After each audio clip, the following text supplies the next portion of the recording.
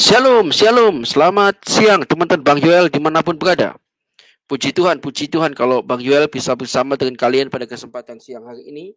Itu semua karena penyertaan Tuhan, karena berkat yang datangnya dari Tuhan untuk kita sekalian guys ya. Terima kasih teman-teman semua sudah menanti video-video terbaru yang ada di channel ini. Kiranya kasih Tuhan, damai dari Tuhan Yesus Kristus menyertai dan memberkati kalian semua guys ya. Oke teman-teman semua ya. Jadi semakin kesini semakin Edis TV ini bisa menghadapi siapapun lawan debatnya ya. Dia nggak takut, dia nggak ragu. Justru yang ragu itu adalah orang yang berdebat dengan Edis TV. Endingnya adalah ayo kita ke kering tinju ya gitu ya. Ayo kita kemana gitu. Endingnya adalah duel kawan-kawan ya. Karena mereka sudah nggak bisa lagi berkata-kata, nggak bisa buktikan kebenaran yang dia yakini. Duel akhirnya kawan-kawan ya. Bisanya menghujat, bisanya marah-marah, ngamuk, ajak ke ring tinju katanya. Waduh. Bahkan kali ini teman-teman kita mau lihat sama-sama ya bagaimana aksi Edis TV itu menghadapi Abdul Ompong ya. Abdul ini dibikin ompong karena nggak ada otaknya kawan-kawan ya. Oke, kita langsung saja kawan-kawan ya. Simak saja. Oke, gas Bang Joel, gas ya. Oke, kita gas ya. Apa yang dibahas, lari ke ring tinju pula segala macam. Aduh. Aduh. Udah nggak mampu jawab lagi, lari ke sana, lari kemari. Luar biasa mereka ini teman-teman. Ya silakan, Kang Telur Gulung. Oh namanya Halo? Telur Gulung kawan-kawan. Halo Bang. Halo.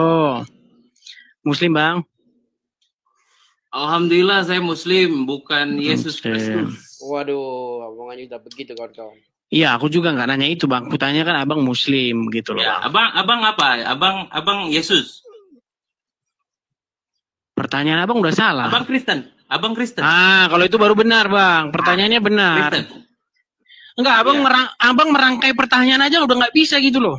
Iya. Sekarang saya mau tanya itu. Enggak, sebentar dulu. Itu Kristen itu nyembah apa sih?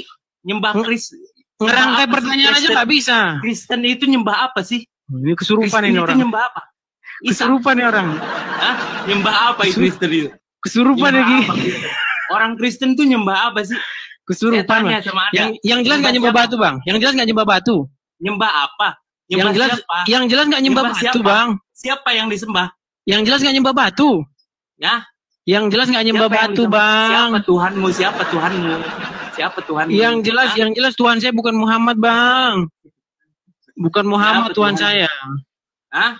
Yang jelas Tuhan saya bukan Muhammad. Tanya, lu yang jelas saya nggak nyembah batu. Tuhan gitu lu siapa? Bang. Lu nggak bertuhan. Tuhan lu siapa? Lu nggak bertuhan. Bang, kenapa Abang ngerangkai pertanyaan aja nggak bisa? Kenapa?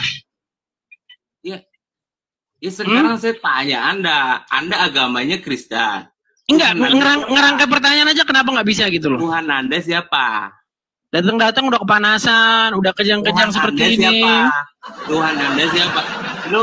Lu orang bodoh ya, orang bodoh yang musik-musik agama orang tanpa tahu. Lu kalau misalnya nerjemahin Al-Qur'an aja harus pakai tafsir. Di mana dalilnya? Mana dalilnya kalau nerjemahin Quran harus pakai tafsir mana? Oh, sekarang gini, lu tahu nggak tafsir Al-Quran apa aja kitab yang udah dikarang ulama? Di mana dalilnya ayat Qurannya? Kalau mau paham Quran harus baca tafsir, mana ayatnya? Lah, sekarang begini, gue tanya sama lu kan agama. Di mana ayatnya? Kalau mau bahas Quran harus paham tafsir mana? Lakum dinukum waliyadin. Untuk lu agama lu, untuk gua agama gua gitu. Jadi jangan lu baca Quran dulu Bang, baca dulu Quran.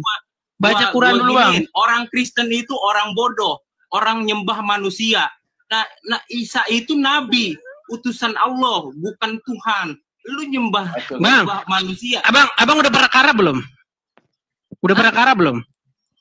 Kenapa? Lu tanya enggak, sebentar. Udah pernah nyium batu karab belum? Apa korelasinya? Enggak, kutanya dulu. Anda nggak pengen nyium batu karab? Hah? Pengen nyium batu karab nggak? Lu korelasi apa? Malu menjawab.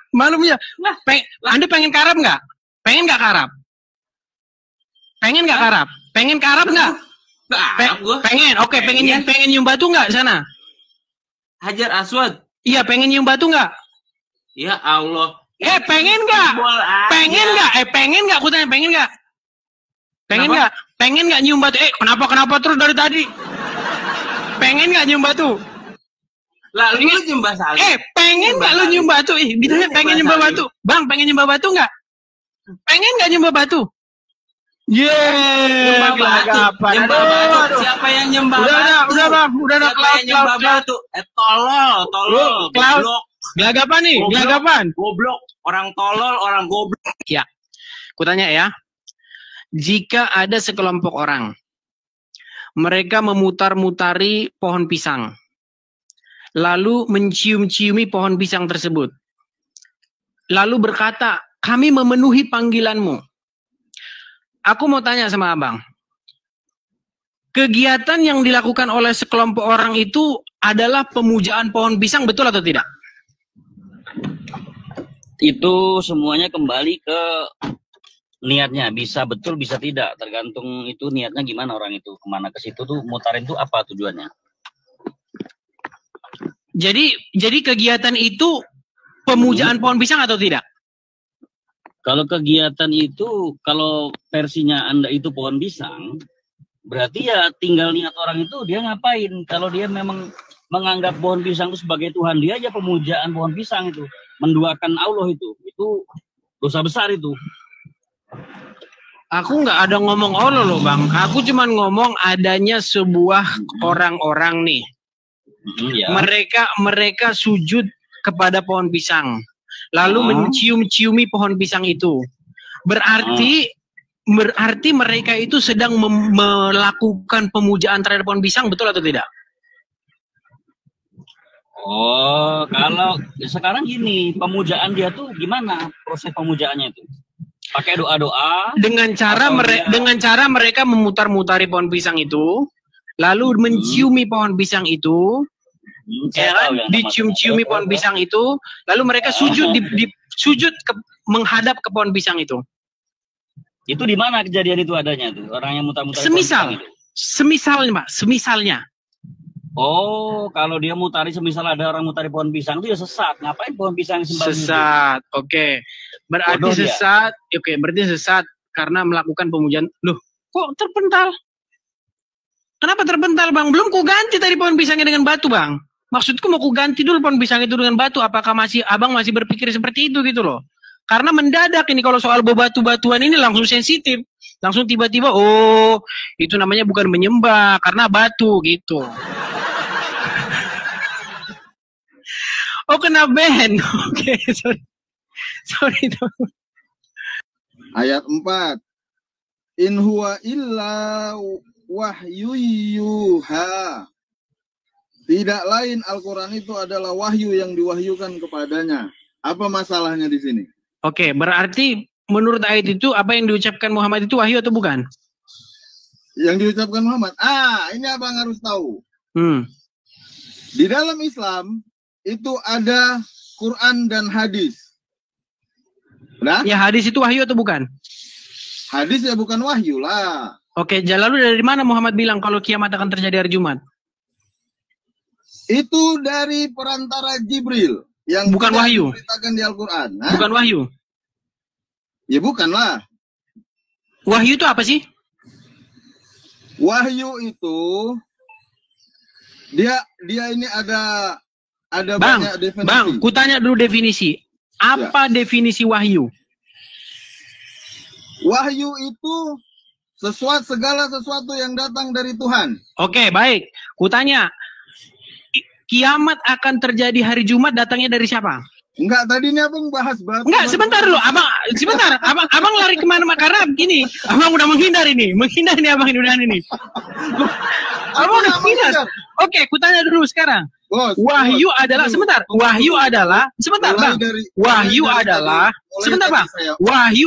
sesuatu yang diinformasikan dari Tuhan. Ya. Terus abang bilang bahwa Al-Quran itu wahyu, sedangkan hadis bukan wahyu. Nah, sedangkan di dalam Al-Quran, sebentar bang, di dalam Al-Quran, wahyu bukan Al-Quran itu. Ya wahyu, tapi kategorinya hadis wahyu bukan? Hadis ada hadis qudsi, ada Enggak, bukan hadis qudsi, hadis biasa wahyu bukan. Hadis itu perkataan Muhammad. Wahyu atau bukan? Itu perkataan Muhammad. Wahyu atau bukan? Itu perkataan Muhammad. Bukan wahyu. Loh, saya nggak akan bilang itu wahyu atau bukan. Karena abang udah kejebak gitu loh. Inilah yang ku bilang abang itu pakai standar ganda. Selalu standar ganda. Kalau mutar-mutar pohon pisang, bukan nyembah. Biar jangan kalau mutar-mutar batu nyembah juga. Udahlah bang, abang masih anak baru main seperti ini bang. Loh, anak baru abang, anak kemarin sore main seperti ini. Buktinya saya bisa layani kamu. Loh, tadi abang bilang bahwasanya wahyu bukan hadis bukan wahyu, betul? Betul? Barusan nggak abang bilang hadis bukan wahyu? Ini saya ulangin. Nah, mau diralat sekarang? Bukan, nggak akan saya ralat. Oke, hadis wahyu atau bukan? Hadis itu perkataan Nabi Muhammad. Wahyu atau bukan dia? Kamu buka KBBI, apa itu hadis? Hadis itu perkataan Nabi Muhammad. Bang, hadis itu bahasa Arab, artinya narasi atau cerita atau berita. Itu arti dari hadis. Kok KBBI? Buka KBBI. Kok lari ke KBBI ya? Waktu Quran ada, KBBI udah ada. Loh, kita hidup di zaman ini. Udah aku bilang bang, abang ini baru anak kemarin sore main seperti ini. Belum ada bakat abang seperti ini. Jadi kusarankan abang berguru dulu. Panggil dulu Ustadz sebelum datang kemari. Aduh bang, ya? kalau cuma ngadapin yang model kayak abang ini. Buktinya tadi abang nggak ngerti. Ditanya hadis adalah bukan wahyu, sekarang wahyu. Coba di-mute dulu tuh bang, biar nggak ini suara hatinya bang. Coba sekarang dengar. Saya ini menjawab loh. Iya, barusan tidak abang bilang bahwasanya hadis itu bukan wahyu. Tolong jujur, bukan wahyu abang bilang tadi. Ini dengar perkataan saya. Ralat. Sekarang udah berbelit-belit. Abang udah berbelit-belit sekarang, bang. Udah berbelit-belit. Bang, seribu manusia menyaksikan abang berdusta di sini. Loh, ini saya mau bilang, saya tidak akan ralat. Demi Allah, saya Oke, baik. Berarti kalau gitu hadis bukan wahyu. Hadis itu perkataan Nabi Muhammad. Selesai. Bukan wahyu. Bukan wahyu. Dari mana Muhammad tahu kalau kiamat hari Jumat? Dari pemberitaan Jibril. Berarti itu wahyu atau bukan? Kan Jibril yang bilang. Iya, wahyu atau bukan itu? Dia. Oh, Jibril tahu dari mana? Ya itu urusannya Jibril lah. Urusan Jibril. Urusannya Jibril. Abang nggak dosa ngomong gitu bang. Urusannya Jibril. Abang Muslim loh. Terus yang kamu selama ini abang mau gadaikan keislaman abang itu demi gengsi. Urusannya Jibril abang bilang. Urusannya Jibril. Berani sekali abang mengatakan itu urusannya Jibril. Jibril tahu dari siapa? Aku tanya sama abang. Jibril tahu dari Tuhan. Nah, gitu dong. Baru tepuk tangan. Saya jawab. Oke, berarti wahyu juga ya? Kamu kan tanyanya hadis kan? Iya, berarti hadis itu wahyu juga, betul? Yang saya tahu hadis itu perkataan dan perbuatan Nabi Muhammad, itu hadis dan sunnah. Iya, sumbernya itu kan tadi ujung-ujungnya kan dari Tuhan. Artinya itu wahyu bang. Gitu loh bang, biar enak kita diskusi. Biar nggak putar-putar. Oke, sekarang begini. Sekarang menjadi pertanyaan begini. Nah. Tinggi mana hadis sama Quran? Tinggi Quran. Tadi Quran wahyu. Hadis adalah wahyu. Berarti ada wahyu kelas 1, ada wahyu kelas 2? Nggak ada. Oke, tinggian mana? Hadis sama wahyu? Sama Quran? Ini perkataan Nabi. Iya, Anda bilang kan tinggi Al-Quran daripada hadis. Betul, Bang? Ini dengar dulu. Enggak, sebentar. Tadi kan tinggi Al-Quran daripada hadis. Makanya kamu dengar. Ini saya mau menjawab. Silakan. Nabi ketika haji wada, haji terakhir, Nabi itu bilang, 2 hal yang aku tinggalkan kepadamu. Apabila kamu ikuti, niscaya kamu tidak akan tersesat. 2 hal itu adalah Al-Quran dan hadis. Apa pengertiannya? Setara nggak itu? Tadi abang bilang tinggian Al-Quran, sekarang setara. Gimana sih abang ini? Bang, tadi setara.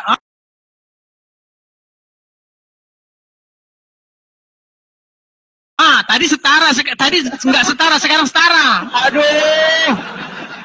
Aduh, capek abang ini begini nih. Pertanyaannya, kenapa kamu harus uring-uringan coba? Bukan, abang bilang tadi setara. Tadi Yaudah, tinggian Quran. setara. Sekarang diralat. Setara. Oke. Oke. Saya baru ingat hadisnya. Oke, baik.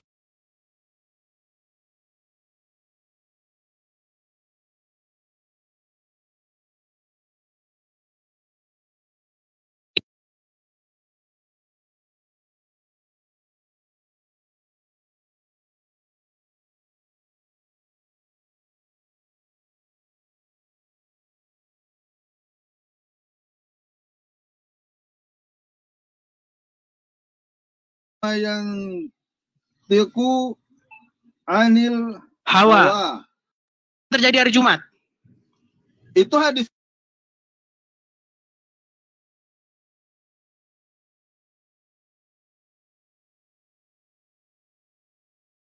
Masih makan nggak?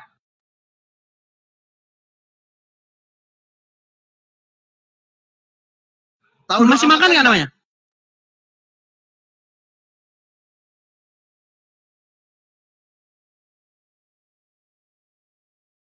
Kok lari ke doa makan?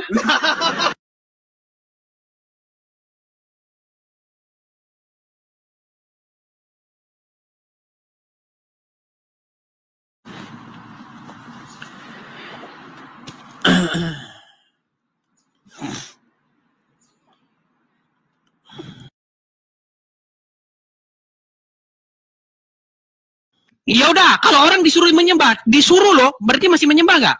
Karena siapa? Bodoh. Karena siapa?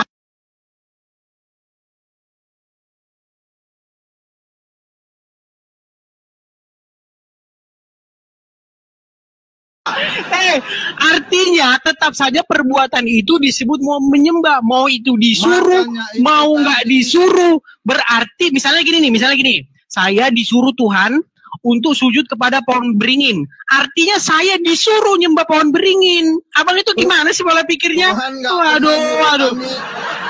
Tuhan nggak pernah menyuruh. Itu pendapat pribadimu. Intinya begini, seseorang yang melakukan perbuatan mau itu disuruh, mau tidak disuruh, tetap saja definisi perbuatan itu tetap sama. Betul atau tidak? Yang namanya ibadah itu ya pasti. Lari kemana-mana ini orang nih. Lari kemana-mana. Oke, berarti Anda disuruh untuk memuliakan batu? Enggak. Oke, sekarang aku tanya. Anda memuliakan Hajar Aswad tidak? Saya menghormati itu. Oke, berarti Anda disuruh tuh Allah untuk menghormati batu? Allah itu nyuruh saya ibadah. Iya, oke, sekarang aku tanya. Anda menghormati atau memuliakan Hajar Aswad tidak? Sekarang kamu cari. Jangan putar-putar, Bang. Jangan putar-putar. Bang, kutanya sama Bang. Anda, Bang, dengarkan dulu. Anda memuliakan, menghormati batu hitam. Hajar Aswad itu artinya batu hitam, Bang. Hajar Aswad itu bahasa Arab. Bahasa Indonesianya batu hitam. Oke? Pertanyaan saya, apakah Allah menyuruh Anda untuk menghormati atau memuliakan batu hitam? Dia malah ketawa. Malah ketawa dia. Loh, Bang, di mana yang lucu pertanyaanku, Bang? Di mana Abang yang lucu pertanyaanku? Makanya ini saya jawab. Silakan. Oh, kan ini terpaksa saya ulangin lagi nih. Silakan. Orang bersujud di depan Ka'bah, di depan Hajar Aswad, depan Ka'bah, depan batu itu, mau ataupun yang jauh dari Ka'bah itu di seberang laut, itu punya sebabnya itu adalah fardu lillahi ta'ala. Ya, berarti Anda disuruh tidak, Bang? Abang menghindar dari pertanyaan saya. Pertanyaan saya, apakah Anda disuruh oleh Allah untuk memuliakan batu hitam? Yang saya tahu, Allah tidak jawab lagi. Abang tidak jawab lagi. Pertanyaanku bukan itu, Bang. Pertanyaanku, dengarkan baik-baik. Anda tadi mengatakan, Anda menghormati batu hitam yang di Arab. Anda memuliakan batu hitam yang di Arab. Menghormati itu. Sebagai simbol, kata Anda, batu sejarah dan lain sebagainya. Kutanya sama Anda. Apakah Anda, karena Anda bilang itu disuruh Allah, pertanyaan saya, apakah Allah menyuruhmu untuk menghormati batu hitam? Menghormati ya, bukan menyembah ya. Iya, disuruh menghormati batu hitam tidak? Ya. Baik, terima kasih gitu Bang. Itu baru kita enak jawabnya. Makanya saya bilang menghormati, bukan menyembah. Ya kalau seperti itu kan jawabnya enak. Ya putar kemari, putar. Oke, sekarang tunjukkan sama saya dalilnya bahwasanya umat Islam disuruh menghormati batu Hajar Aswad. Tunjukkan ayatnya. Nah, itu tadi, itu kan tentang Hajar Aswad. Fitnah. Anda sudah melakukan fitnah loh. Kok Anda memfitnah Allah dengan mengatakan Allah menyuruh untuk menghormati batu hitam. Kutanya, di ayat Quran mana supaya Anda menghormati batu hitam? Di ayat Quran mana? Di hadis. Tunjukkan hadisnya. Gimana? Gimana? Tunjukkan hadisnya, Bang. Ya, hadisnya mana? Ya, tenang. Silakan. Gak usah kalah kabut. Silakan. Kita kasih semangat dulu dia, teman-teman. Kita tunggu sampai Lebaran.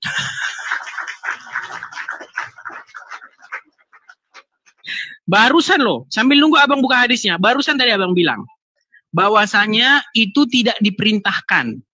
Sekarang abang bilang diperintahkan. Nah, aku jadi sakit kepala ini. Abang, karena itu tadi abang kan kami punya dua referensi antara Quran dan hadis. Karena Quran tidak lengkap.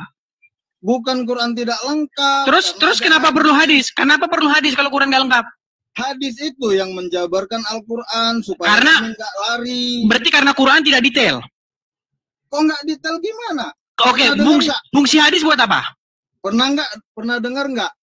Buku kitab tafsir Quran karangan ini pernah dengar nggak? Bang, 13 tahun aku lamanya membaca Quran, tidak pernah ada satu ayat dalam Al-Quran yang berkata jika kamu hendak paham Al-Quran bacalah kitab tafsir. Nggak pernah ada, Bang. Tunjukin nama saya. Terus apa gunanya ulama? Enggak, karena Anda mengklaim bahwasanya kalau mau paham Quran harus baca kitab tafsir. Padahal di dalam ayat Quran tertulis di dalam surat Ali Imran ayat yang ke-7. Quran itu hanya ada dua macam ayat, Bang. Ayat-ayat yang muhkamat, yaitu jelas, dan ayat-ayat yang mutashabihat atau tidak jelas. Untuk ayat-ayat yang mutashabihat, tidak seorang pun yang mengerti takwilnya kecuali Allah. Sekarang Anda katakan bahwasanya Al-Quran harus diterjemahkan, harus dia inikan supaya kita mengerti harus baca kitab tafsir. Di ayat Quran mana? Supaya paham Quran harus baca kitab tafsir. Abang sudah melakukan fitnah berkali-kali kepada Al-Quran ini, Bang. Abang sudah memfitnah dengan keji Al-Quran dengan mengatakan bahwasanya Al-Quran tidak bisa dipahami kecuali dengan buku tafsir. Al-Quran harus dipahami menurut ulama ini, ulama. Tunjukkan, Bang, di ayat Quran mana bahwa kitab ini tidak bisa dipahami kalau nggak baca kitab Ibnu Katsir. Mana? Ayat mana? Itu nggak ada. Ya, berarti Anda telah berdusta lagi, Bang. Dusta. Berapa kali Anda berdusta? Berapa kali Anda mendustai? Terus gimana? Sama itu kayak abang bilang. Kalau abang tanya sama aku artinya alif lam mim. Nggak ada yang tahu arti alif lam mim. Ya udah, makanya itu. Iya, ada artinya yang bisa ditafsirkan dan ada yang enggak. Kan Oke, baik. Abang tahu nggak arti Muhammad itu apa? Enggak. Muhammad itu artinya jelas, Bang. Surat Ali Imran ayat yang ke-7. Ayat-ayat Al-Quran itu ada dua macam. Satu, ayat-ayat yang muhkamat, artinya jelas. Ingat, Bang, jelas, clear, jelas. Terus ayat-ayat yang mutasabihat. Mutasabihat itu artinya absurd, ya, atau tersembunyi. Yang tidak seorang pun yang mengerti takwilnya kecuali Allah. Nah, orang-orang yang di dalam hatinya itu ada rasa apa gimana gitu, mereka berusaha mencari-cari takwilnya. Itu disebutkan dalam ayat Al-Quran.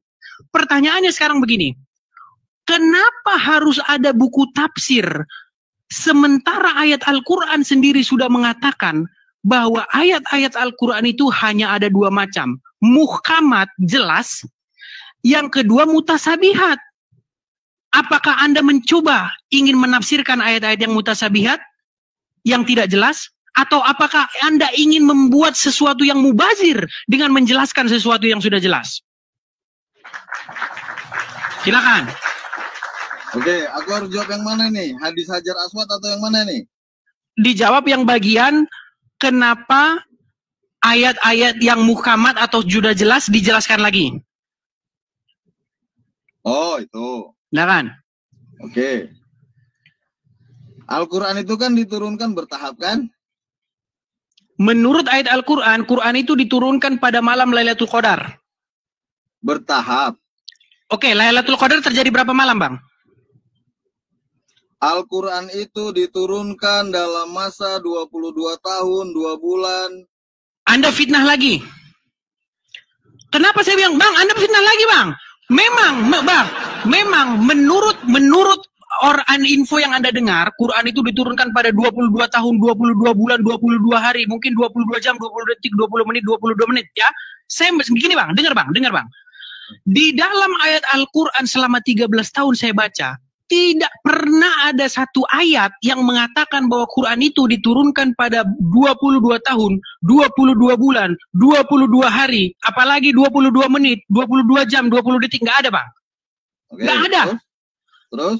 Kenapa Anda fitnah Al-Quran dengan mengatakan Quran itu diturunkan selama 22 tahun, 22 bulan, dan seterusnya. Sementara ayat Al-Quran mengatakan bahwa Quran itu diturunkan pada satu malam Lailatul Qadar. Apakah malam Lailatul Qadar berlangsung selama 22 hari, 22 bulan, 23 tahun? Silakan, Bang. Ya. Silakan. Silakan. Al-Quran nggak ada bilang, hadis bilang. Nabi dan sahabat-sahabatnya bilang. Tunjukkan hadisnya. Kalau abang cerita. Abang dusta lagi loh, Bang. Tunjukkan hadisnya. Abang berdusta lagi. 13 tahun saya baca belum pernah ketemu ada gitu. 22 tahun, 20 mana? Yang mana, Bang? Itu hadis kan mana? namanya proses. Dusta lagi dia, Bang, nih. Dusta. Berkali-kali Anda berdusta. Hadis mana? Tunjukkan, Bang. Hadis mana? Oke. Al-Quran, saya ikuti kamu. Seandainya saya ikutin kamu. Al-Quran diturunkan pada malam Lailatul Qadar. Memang itu ayat yang tertulis. Bukan itu ayat Al-Quran, Bang. Tertulis ayat itu dalam Al-Quran. Diturunkan. Surat apa yang turun? Surat Al-Qadar. Baca Al-Qadar yang pertama. Loh? Kok ketawa? Abang kok ketawa? Surat pertama yang turun apa? Oh, Abang tanya surat yang pertama turun. Nah. Bukan tanya di mana ayat itu. Oke, menurut umat Islam, surat yang pertama turun itu adalah Al-Alaq. Ya, Iqra. Nggak ada tanggalnya, Bang. Di dalam Quran nggak ada tanggalnya. Gimana sih, Abang nih? Ya itu tadi, Nabi menjelaskan ke sahabat-sahabat. Di mana Nabi menjelaskan bahwa surat Al-Alaq itu diturunkan tanggal sekian? Di mana? Abang dusta lagi. Bang, ingat, Bang. Ada hadis yang mengatakan begini. Barang siapa yang mengatakan sesuatu dengan membawa-bawa menisbatkannya kepadaku padahal aku tidak mengatakannya, maka hendaklah ia menyediakan tempat duduknya di neraka.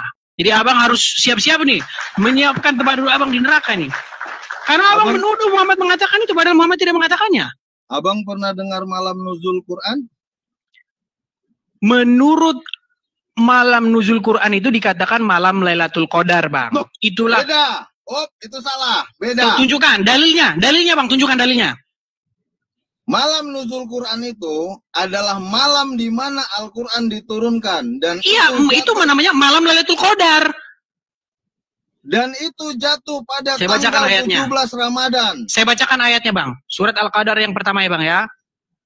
Enggak, coba Abang buka aja di Google. Apa itu arti malam Lailatul Qadar? Kok Google? Berarti Google lebih tinggi daripada Quran? Bukan. Loh, semua di situ. Kok Abang bilang Google? Di Quran nggak ada bahwa Quran itu turun tanggal sekian, nggak ada. Itu perhitungan yang dilakukan oleh para ulama, Bang. Bukan ayat Quran. Ulama itu mendapatkannya dari para sahabat. Sahabat itu mendapatkannya dari Nabi. Para sahabat sendiri, tabi'in, nggak ada bilang bahwa tanggal sekian, nggak ada. Abang jangan fitnah. Jadi kenapa fitnah terus umat Islam adalah malam nuzul Quran, Bang, 17 Ramadan. Bang, malam puasa aja, Bang, di negara kita Indonesia tercinta beda. Ini puasa tanggal sekian, di tanggal sekian, apalagi yang jauh nan jauh di sana. Oh, itu masalah hisab. Iya, karena Anda langsung beda-beda, kamu Bang, lari ke situ. Karena Anda sudah kamu tahu nggak perbedaan malam nuzul Quran dengan malam Lailatul Qadar? Kalau betul kamu 13 tahun baca Al-Quran. Baik, saya bacakan ayatnya Bang ya. Nih Bang, saya bacakan surat Al-Qadar ya Bang ya. Nih, sesungguhnya surat Al-Qadar ayat yang pertama Bang ya. Nih, sesungguhnya kami telah menurunkan Al-Quran pada malam Lailatul Qadar. Bahasa Arabnya, Inna anzalnahu fil Lailatul Qadar. Kenapa abang nggak percaya dengan ayat Al-Quran? Saya percaya. Abang lebih percaya ulama. Buktinya abang bilang bahwa nuzul Quran dengan Lailatul Qadar beda. Ini loh. Inna anzalna. Tahu nggak kata dasar anzalna itu apa? Anzalna diturunkan. Kata dasarnya sama itu bang. Inna anzalna. Ya dikatakan pada malam Lailatul Qadar. Kenapa Anda masih Anda mau berkelit? Tahu nggak beda nuzul Quran dengan Lailatul Qadar? Ini loh udah dibilang bang. Abang jangan mempindah terus. Apa artinya itu? Bahasa Indonesianya nih ya. Sesungguhnya kami telah menurunkannya, maksudnya Al-Quran pada malam Lailatul Qadar. Kenapa Anda fitnah? Lailatul Qadar itu malam yang mana? Enggak tahu, enggak dijelaskan di situ malam yang mana. Nah, itu tadi gunanya tafsir. Oke, bagaimana metode mentafsirkannya? Malam Lailatul Qadar itu adalah malam-malam terakhir di hari-hari ganjil. Ngarang dari mana? Loh, ya Anda ngarang dari mana? Nggak ada di situ disebutkan. Nggak ada di situ disebutkan bahwa itu terjadi malam-malam ganjil. Mana? Loh, malah ketawa teman-teman. Dari tadi abang ngarang bebas loh. Oke, kita balik lagi ke abang. Saya ikutin nih maunya abang. Oke, aku mau bilang gini bang. Ya, pertama aku senang diskusi semacam ini. Kita biar menambah wawasan. Aku senang kalau diskusi. Selama diskusinya santun, nggak hujat gini. Abang nggak mencari wawasan. Gini. Abang mencari kesalahan. Bukan bang, aku hanya. Oke, sekarang gini. Kutanya sama abang.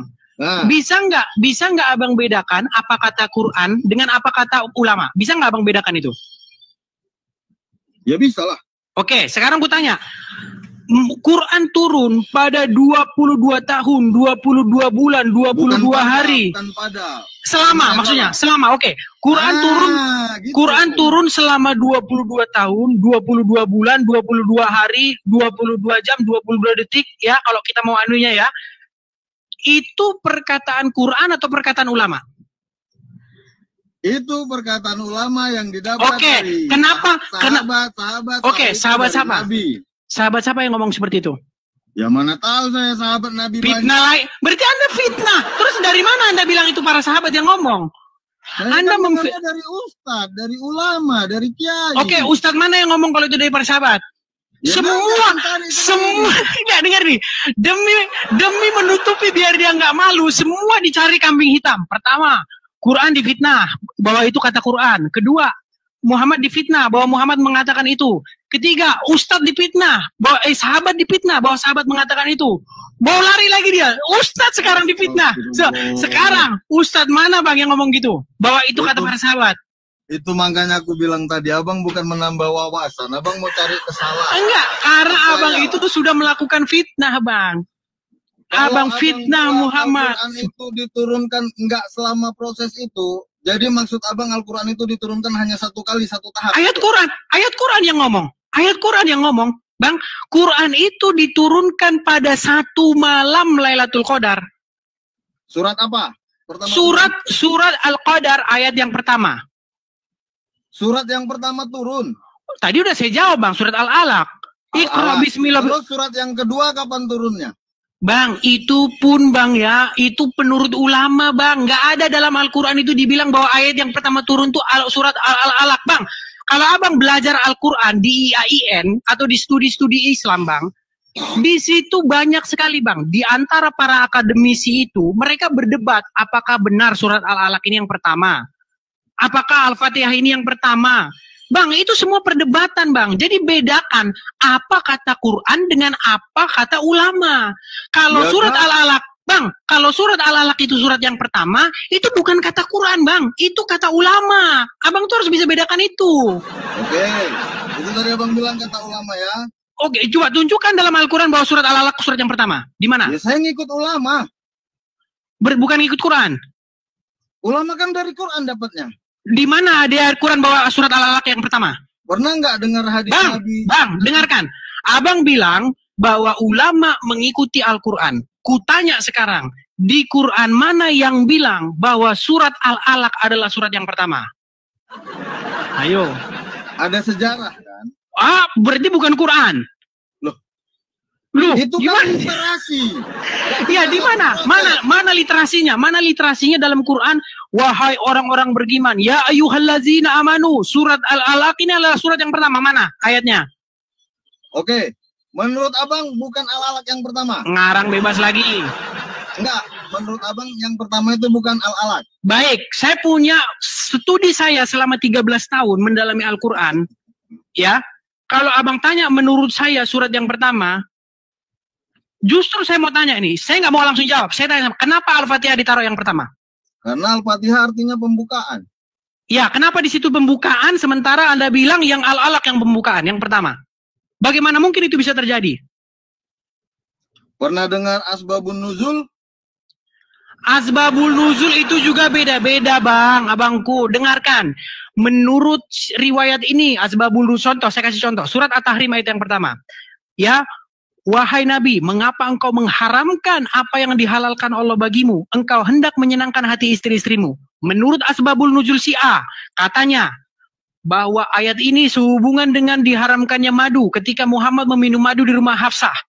Baru ada yang ngomong lagi kedua, ya, menurut asbabul nuzul si B, dikatakan bahwa ayat ini sehubungan dengan budak, yaitu Maria Kipti, bahwasanya Muhammad mengharamkan budak Maria Kipti, tidak akan lagi menggaulinya.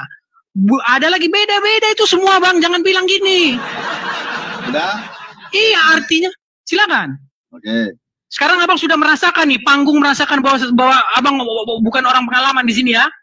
Udah mulai merasakan ya. Saya nggak berpengalaman, saya nggak berilmu. Nah, gitu. Gitu baru diakui. Baru diakui, mantap. Saya berilmu, saya sombong. Silakan lanjut. Dari Lanjutkan. kecil saya baca Quran pun, saya nggak mau bilang saya dari kecil baca Quran, nanti jatuhnya sombong. Silakan. Ya saya akui, saya fakir ilmu. Udah? Ya. Sekarang tadi saya tanya tentang nuzul Quran. Abang percaya nggak ada nuzul Quran itu? Percaya ada nuzul Quran atau diturunkannya Al-Quran? Kalau nuzul dalam Quran itu apa artinya? Nuzul bukan nuzul Quran. Asbabun nuzul itu apa artinya? Sebab-sebab turunnya, sebab-sebab datangnya, sebab-sebab munculnya. Percaya nggak adanya tentang sebab-sebab itu? Atau apa pandangan Abang tentang sebab itu? Iya, latar belakang. Artinya latar belakang yang memunculkan ayat itu. Iya, percaya. Oke, percaya kan? Ya.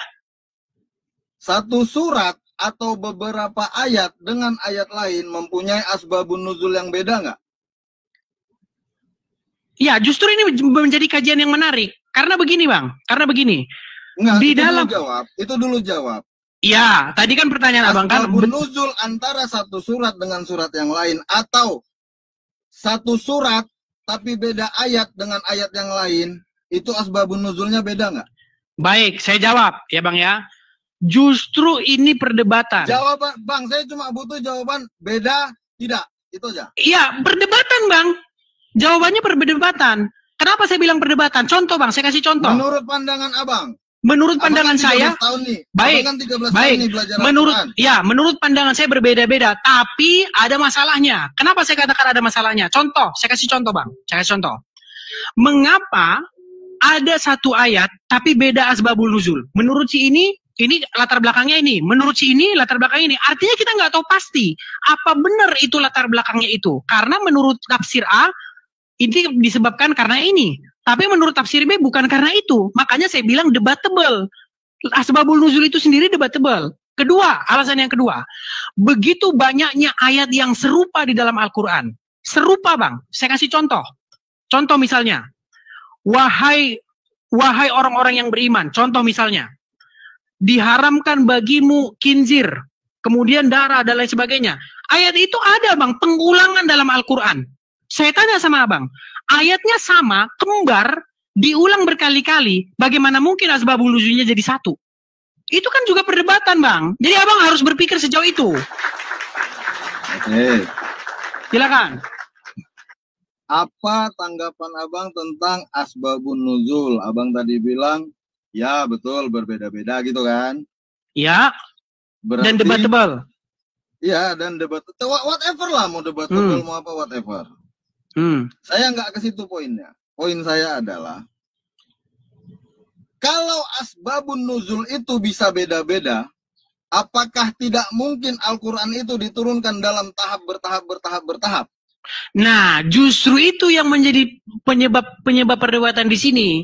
Kenapa ayat Quran sendiri mengatakan bahwa Quran diturunkan pada malam Lailatul Qadar, tetapi ada asbabul nuzul yang berbeda-beda? Memang ini pertanyaan menarik. Karena ini jatuhnya muaranya gini, Bang. Karena aku udah 13 tahun dalamin Al-Quran. Gini, Abang tahu nggak bahwasanya di dalam Al-Quran Muhammad dituduh mempelajari Al-Quran dari orang-orang azam. Tahu nggak itu? Itu bohong. Karena Muhammad... Ayat Al-Quran, Bang. Ayat Al-Quran sendiri yang ngomong. Muhammad sengaja dibuat Tuhan tidak pandai baca, tidak pandai tulis. Bukan. Perhatikan, Bang. Di dalam Al-Quran dicatat bahwasanya Muhammad dituduh mempelajari Al-Quran ini dari orang-orang ajam. Tahu nggak, Abang, itu ayat itu? Kan itu dituduh. Iya, Mbak. Sekarang kita buktikan apakah tuduhan itu benar atau tidak. Salah. Oke. Anda buru-buru, Anda gegabah mengambil. Oke, kita buktikan. Salah. Baik, kita buktikan. Bisa baca tulis. Baik, kita dari mana? Baik, kita buktikan, Bang. Kita buktikan. Nah. Di dalam surat Yusuf ayat yang pertama, ya, kami turunkan Quran ini di dalam bahasa Arab supaya kamu memahaminya. Itu di dalam surat Yusuf ayat yang pertama atau kedua itu, ya. Nah, sekarang saya tanya sama Abang. Berarti semua bahasa di dalam Al-Quran itu adalah bahasa Arab, betul? Ya. Oke, berarti kalau di dalam Al-Quran ada yang bukan bahasa Arab, berarti tuduhan bahwa Muhammad belajar Quran dari bahasa orang ajam itu berarti menjadi benar, betul? Salah. Loh, kok salah? Orang aku nggak paham yang Abang bilang ini apa. Nah, ini terlalu tinggi memang. Ini terlalu tinggi bagi Abang. Abang belum sampai ke sini. Terlalu tinggi. Oke lah, Bang. Tadi cuma nanya asbabun nuzul loh. Iya, aku bilang itu perdebatan, Bang. Abang 13 tahun belajar Al-Quran ya. Tadi Abang bilang surat yang pertama turun adalah Al-Alaq. Bukan aku yang bilang. Menurut umat Muslim, bahwa surat pertama. Ya, silakan. Oke. Terus surat apa yang terakhir turun?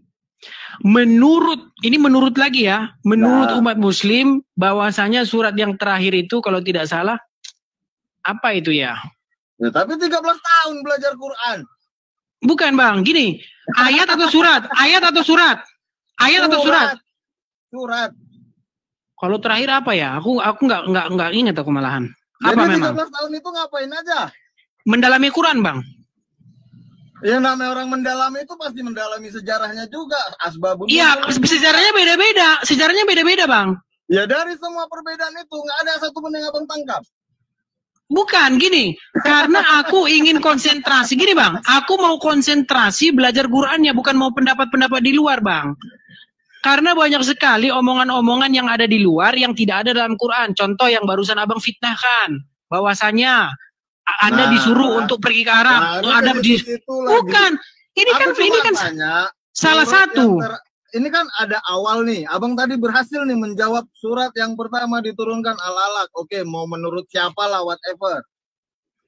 Ada yang awal, pasti ada yang akhir. Surat apa yang diturunkan yang terakhir? Kalau setahu saya itu, Bang, di situ ayat yang terakhir itu yang berbunyi, telah kusempurnakan Islam sebagai agamamu. Seperti itu. Itu ayat yang terakhir menurut mereka. Tapi begini, Bang, yang ku bilang, gini loh. Semua itu adalah pendapat-pendapat yang tidak ada di dalam Al-Quran. Yang Al-Quran sendiri tidak menyebutkan itu. Makanya tadi ku bilang, Bang, konsentrasiku bukan tentang pendapat-pendapat orang, tetapi apa isi Al-Quran itu sendiri. Karena gini, setelah aku pelajari Quran selama 13 tahun, ternyata apa yang ku dengar dari Abang ini, dari itu, dari Ustaz ini, semuanya beda dengan apa yang ada dalam Quran. Contoh, saya kasih contoh. Contoh. Ada nggak dalam Quran supaya umat Muslim itu percaya kepada kitab hadis? Coba tunjukkan sama saya. Di kait Quran mana supaya umat Islam percaya kitab karangan Bukhari, karangan ini Bukhari aja nggak ada namanya dalam Quran. Silakan, Bang. Silakan. Oke. Nabi itu ada hadisnya lebih kurang gini bunyinya. Di hadis lagi, abang kutip di hadis. Ini namanya udah logical fallacy, bang. Abang kutip di hadis untuk membantah argumen saya gimana? Yang saya tanya kan gini. Abang kan tadi bilang, bang lebih tinggi mana Quran sama hadis? Abang bilang Quran. Oke, kita taruh Quran. Saya punya Nabi ya, saya ngikutin Nabi saya lah. Masalahnya dalam Quran nggak ada disuruh percaya kepada kitab Bukhari. Dengar. Masa abang kutip kitab Bukhari untuk percaya kepada kitab Bukhari? Nabi Muhammad Sallallahu Alaihi Wasallam bilang, sepeninggalku dua yang kuwasiatkan. Hadis kan yang bilang hadis kan? Al-Quran dan hadis. Iya, yang bilang itu hadis. Ada di Al-Quran. Ya ini namanya logical fallacy, bang. Ya abang mau bilang apa? Orang Islam percayanya itu dan selamat gimana? Lah, berarti kita diskusi dogma, bukan diskusi akademis. Lah, kalau diskusi dogma ngapain, bang? Mendingan tidur. Ya kan yang mulai tadi apa? Enggak, aku ngajak kita diskusi akademis. Nih, aku ngasih apa itu? Enggak tahu. Oke, gini, nih, dengarkan nih, bang. Menurut Anda, Quran itu lengkap, detail, dan sebagai kitab yang menjelaskan, betul atau tidak? Hah? Ya? Al-Quran itu adalah kitab yang menjelaskan atau memberi penjelasan. Betul atau tidak? Al-Quran itu yang memberi penjelasan. Ya. Kitab yang memberi penjelasan. Oke, baik. Sekarang aku tanya. Kenapa Anda dustai ayat itu dengan menjadikan kitab hadis sebagai kitab penjelas, bukan Quran itu sendiri? Karena Nabi bilang, ikuti Al-Quran dan hadis. Al-Quran dan hadis. Muhammad ngomong ikuti kitab Bukhari, sedangkan Bukhari lahirnya setelah Muhammad. Di mana? Ikuti kitab Bukhari. Oke, kitab hadis adanya di mana? Muhammad nggak ada bilang ikuti kitab Bukhari, nggak ada. Terus suruh ngikutin kitab apa? Ikuti Al-Quran dan hadis. Hadis adanya di mana di zaman Muhammad? Di zaman Muhammad. Hadis sudah ada belum zaman Muhammad? Hadis Bukhari. Hadis itu perkataan Nabi. Hadis Bukhari udah ada di zaman Muhammad. Nggak ada hadis Bukhari. Terus Bukhari kenapa yang itu perawi? Iya, itu kan kata Bukhari. Bang, itu kan Bukhari yang ngomong bahwa Muhammad ngomong gitu. Gimana sih logikanya, gimana sih abang ini? Abang bisa berpikir nggak dengan logika? Tunggu, sebentar.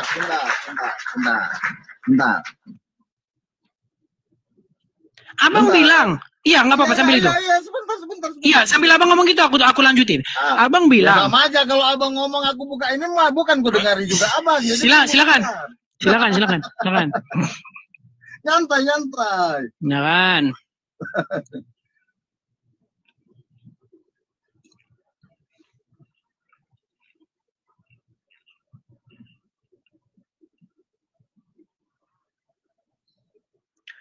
Banyak kali yang minta naik ini, tapi gimana? Nanti teman-temannya sabar teman-teman ya.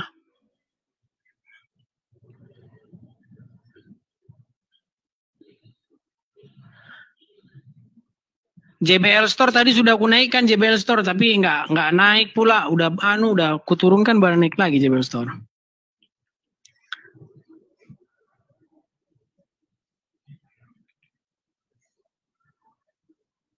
Mau googling dulu bang atau gimana? Iya googling.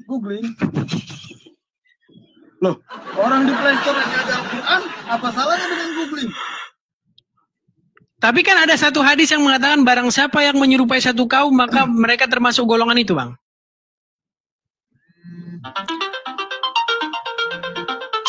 Sementara Google kan buatan Wahyudi.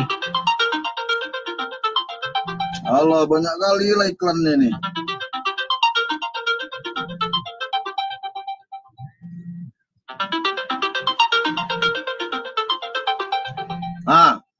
Pernah dengar nggak gini? An Abi Hurairah radhiyallahu anhu berkata, Rasulullah. Ya. Apa artinya itu? Dari Abu Hurairah berkata bahwa Muhammad berkata. Jadi kalau abang bilang hadis Bukhari itu nggak ada. Oke, baik, saya jawab. Bukhari. Baik, saya jawab. Nah, Di dalam hadis, ini kalau abang percaya hadis itu abang masuk perangkap. Dengarkan. Di dalam hadis, Muhammad berkata sambil menunjuk mulutnya, dia pakai jari begini, Bang. Muhammad ngomong begini, nunjuk jari begini, tidak keluar darinya kecuali kebenaran. Muhammad ngomong begitu. Ya. Perhatikan, abang percaya dengan Muhammad bahwa dia ngomong seperti itu? Percayalah. Baik, kita tes sekarang. Di dalam surat At-Tahrib itu hadisnya sahih, doi sahih. atau gimana? Hadisnya sahih, diriwayatkan. Sahih Bukhari, Sahih Bukhari. Oke. Baik, riwayatnya kurang lebih berbunyi begini karena banyak ustadz-ustadz nonton di sini, saya tahu. Gini. Pada suatu waktu ada seseorang itu yang bernama Abdullah ibn Amr. Abdullah ibn Amr ini dia menulis semua yang diucapkan oleh Muhammad. Muhammad ngomong gini ditulis, Muhammad ngomong gitu dicatat. Lalu orang-orang Quraisy menegur Abdullah ibn Amr ini dengan berkata begini, "Wahai Abdullah ibn Amr, mengapa engkau menulis semua yang diucapkan oleh Rasulullah? Padahal dia itu hanyalah manusia biasa yang terkadang berkata dalam keadaan marah, terkadang berkata dalam keadaan senang." Lalu karena dibilang seperti itu, dia ngadu kepada Muhammad. Dia bilang, "Wahai Rasulullah, orang-orang Quraisy berkata begini dan begitu." Lalu Muhammad berkata begini, "Demi Allah yang jiwaku berada dalam genggaman tangannya," sambil menunjuk mulut, dia bilang begini, "Tidak keluar darinya," maksudnya mulutnya, "kecuali kebenaran." Sekarang saya mau tanya, Anda percaya bahwa Muhammad mengucapkan itu? Mengucapkan apa? Mengucapkan yang tertulis dalam hadis itu? Kalau hadisnya sahih, saya percaya. Baik, hadis itu sahih. Anda percaya? Sekarang kita tes. Di dalam Al-Quran surat At-Tahrim ayat yang pertama, dikatakan, "Wahai Nabi, mengapa engkau mengharamkan apa yang dihalalkan Allah? Engkau hendak menyenangkan hati istri-istrimu." Kalau merujuk kepada asbabul nuzulnya, di situ Muhammad mengharamkan sesuatu yang sesungguhnya halal karena Muhammad hendak menyenangkan hati istri-istrinya, yaitu Aisyah dan Hafsah. Sekarang saya tanya kepada Anda, bagaimana mungkin tidak keluar dari mulut Muhammad kecuali yang benar, tetapi Allah menegur Muhammad atas apa yang keluar dari mulutnya yang kata Muhammad bahwa omongannya itu selalu benar? Jawab, Bang. Itu asbabun nuzulnya apa? Surat At-Tahrim ayat yang pertama, Anda bisa cek di situ. Ya, asbabun nuzulnya apa? Asbabul nuzulnya begini. Jadi, Muhammad kan punya banyak istri. Salah satu istrinya itu bernama Zainab. Nah, suatu malam, menurut hadis ini, Muhammad itu berlama-lama di rumah Zainab dengan meminum madu. Ya kan? Lalu ketika Muhammad pulang, Aisyah dan Hafsah berkata, supaya mereka berbilang bahwa mulut Muhammad bau maghofir, di dalam tafsirnya seperti itu. Ya, semacam pete lah kalau di Indonesia. Lalu karena ucapan itu, Muhammad hendak menyenangkan hati Aisyah dan Hafsah ini dengan berkata begini, "Mulai saat ini aku tidak akan lagi minum madu di rumahnya Hafsah, di rumahnya Zainab." Sekarang begini, kalau yang keluar dari mulut Muhammad tidak lain dan tidak bukan adalah kebenaran, bagaimanakah mungkin Allah menegur Muhammad atas apa yang dia ucapkan yang kata dia itu benar? Silakan.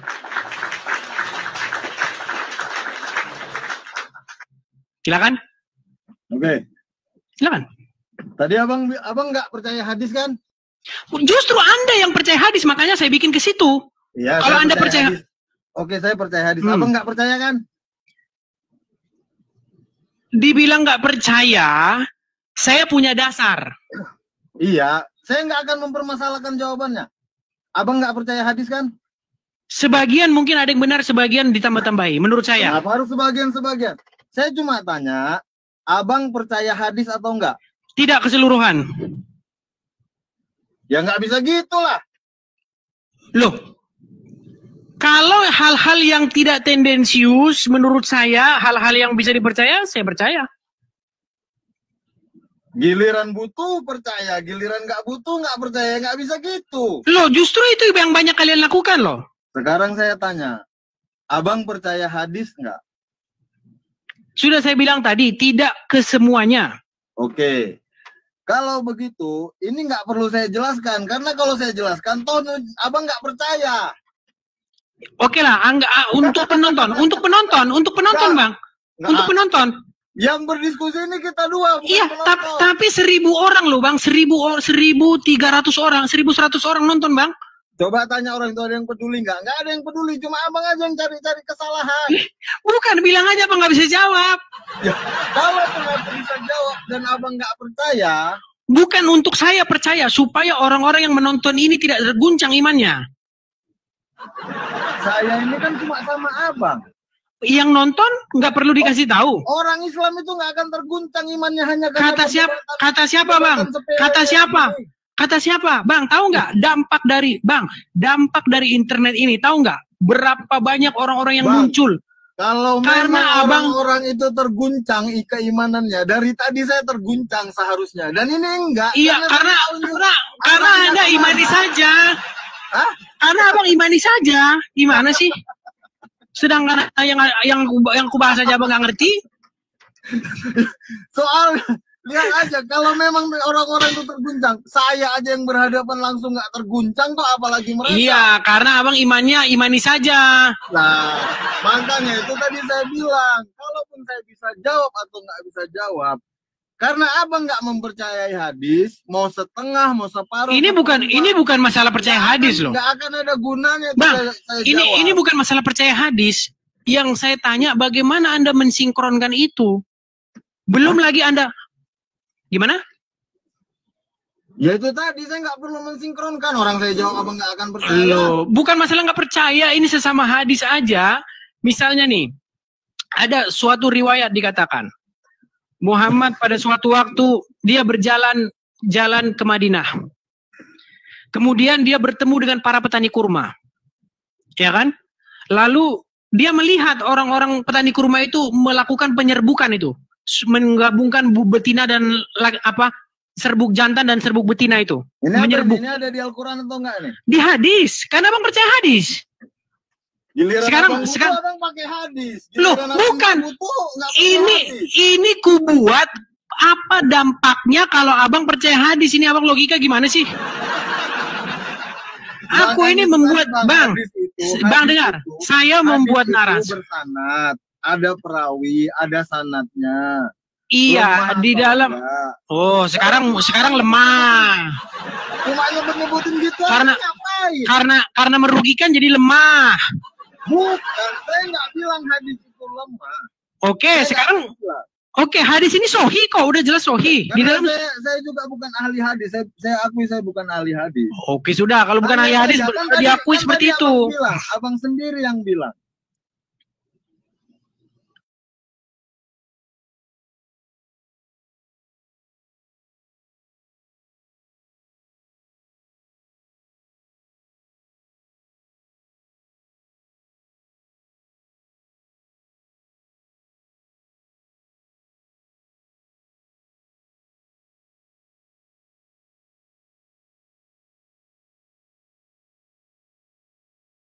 Separuh oke, sudah. Percaya, separuh enggak. Banyak muslim seperti itu, Bang. Banyak muslim seperti itu kok. Dia nggak percaya semua hadis. Lu kok abang nggak percaya, gimana sih? Oke, kutanya sama abang. Oke, kutanya tuh. Abang percaya semua hadis? Percaya semua hadis? Oke, percaya nggak abang bahwa Muhammad menikahi anak di bawah umur? Enggak. Hadis yang ngomong. Mana hadisnya? Oke, berapa umur Aisyah ketika dinikahi Muhammad? Ini jawab berapa? Ya ini saya mau jawab. Silakan jawab. Jawab, silakan. Itulah gunanya ulama. Oh, sekarang nggak percaya hadis. Tadi katanya percaya hadis, sekarang nggak percaya. Menurut hadis, berapa umur Aisyah ketika Aisyah belum menikah dengan Muhammad? Hadis itu perkataan Nabi kan? Bang, dengarkan dulu. Berapa umur Aisyah ketika Aisyah dinikahi Muhammad?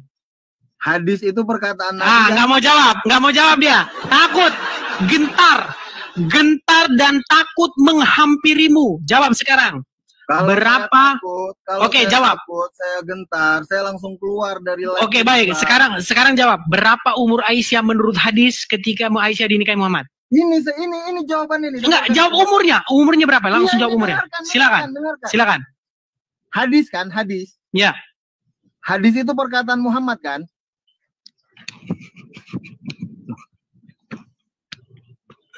Abang bilang menurut hadis kan? Bang, di dalam hadis Bukhari, Sahih Bukhari, Sahih Muslim, berapa umur Aisyah? Oke, baik. Oke, baik. Di dalam kitab, di dalam kitab Sahih Muslim, Sahih Bukhari, berapa umur Aisyah ketika Aisyah dinikahi Muhammad? Nggak tahu saya. Nah, pura-pura Anda nggak tahu. Pura-pura Anda nggak tahu sekarang. Memang nggak tahu. Dusta. Kalau saya bilang sekian, fitnah. Saya bilang sekian, dusta. Oke, baik. Saya jelaskan. Menurut kitab Bukhari misalnya, umur Aisyah ketika dinikahi Muhammad pada waktu berumur 6 atau 7 tahun dan hidup berumah tangga dengan Muhammad ketika berumur 9 tahun. Sekarang saya tanya sama abang. Abang percaya dengan itu?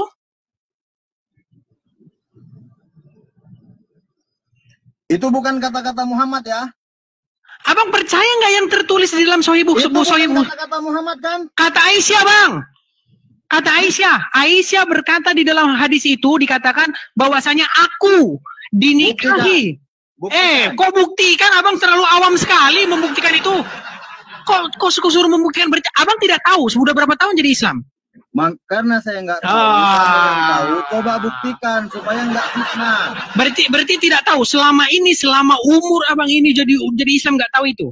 Saya tahu, tapi sangat menyedihkan. Banyak. Sangat menyedihkan sekali abang ini. Loh, referensinya banyak. Kok referensi? Oke, tunjukkan sama saya referensi yang lain. Di mana? Hadis. Kenapa kamu minta tunjukkan sama saya minta tunjuk sama kamu nggak mau kasih tunjuk? Loh, tadi sudah saya tunjukkan bahwasanya menurut kitab Sahih Muslim, Sahih Bukhari, disebutkan bahwasanya Aisyah sendiri berkata bahwa aku dinikahi oleh Rasulullah ketika aku berumur 6 atau 7 tahun. Pada waktu itu aku bermain-main boneka, ada di situ. Ya, lalu Sahih Bukhari nomor berapa? Baik, kita buka bang. Abang ada Google, di situ? Ini. Oh silakan buka di situ. Kalau saya buka abang nggak percaya. Ya. Percuma saya buka nanti nggak percaya. Sahih Bukhari nomor sekian, saya cari di sini. Baik. Kan bang. Bang, kalau aku ini lagi kerja bang. Mau lari nih. Oke lah. Enggak. Aku tunggu. Mau lari nih. Aku langsung tutup live ini. Oke, baik. Kan simple kan? Kalau aku mau lari, aku langsung tutup. Apa susah-susah? Bukan abang bisa nyari aku. Orang tinggal bilang aja.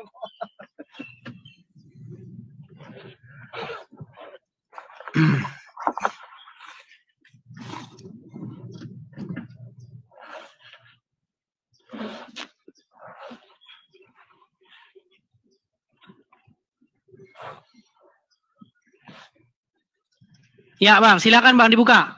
Bukhari 5134.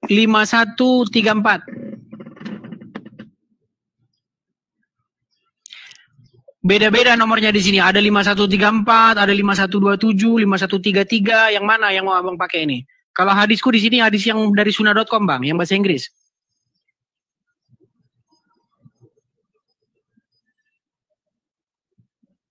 Bukhari berapa? Sebentar bang ya. Abang kalau aku hadis yang dari sunnah.com bang, yang bahasa Inggris. Ya udah, yang penting kan sama-sama Sahih Bukhari. Oke. Sahih Bukhari 5.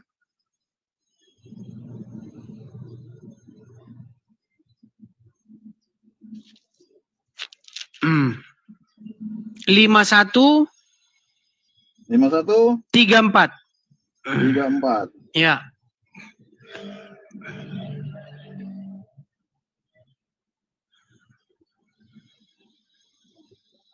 Sahih Bukhari 5134. Saya bacakan di sini Bang ya.